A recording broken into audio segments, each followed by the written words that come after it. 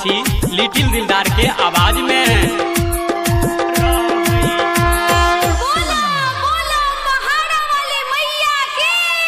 हमरा बता दे गे मैया कौने पहाड़े पर रहै छा, कौने पहाड़े पर रहै छा,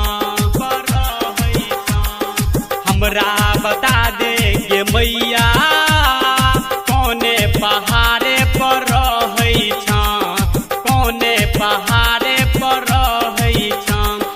हम छी अज्ञानी एलो गे कानी, जल्दी बता कत रहै छा। हमरा बता दे गे मैया कौने पहाड़े पर रहै छा, कौने पहाड़े पर रहै छा। कौने पहाड़े पर, कौने पहाड़े पर डीजे हरिओम बसंतपुर रहै छा, रहै छा। चलियो उपास मैया तोरे पर आस मैया, छोड़बो नहीं तोहर साथ गे माँ, साथ गे, साथ गे।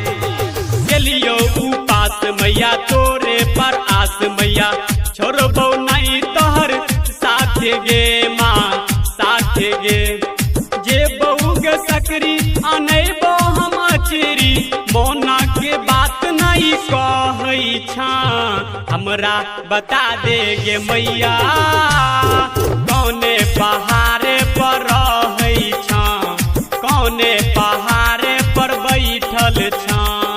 हमरा बता दे गे मैया कौने पहाड़े पर रहै छा, कौने पहाड़े पर रहै छा।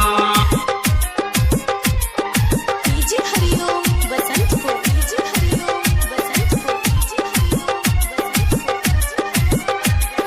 कौने पहाड़े पर रहै छा, कौने पहाड़े पर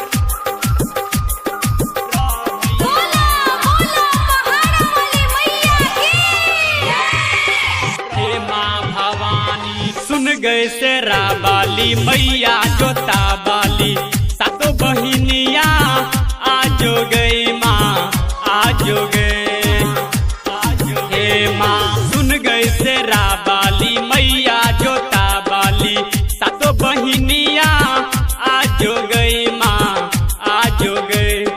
गायक लिटिल राइटर मुकेश दुख के भार खाली खाली गए। हमरा बता दे गे मैया कौने पहाड़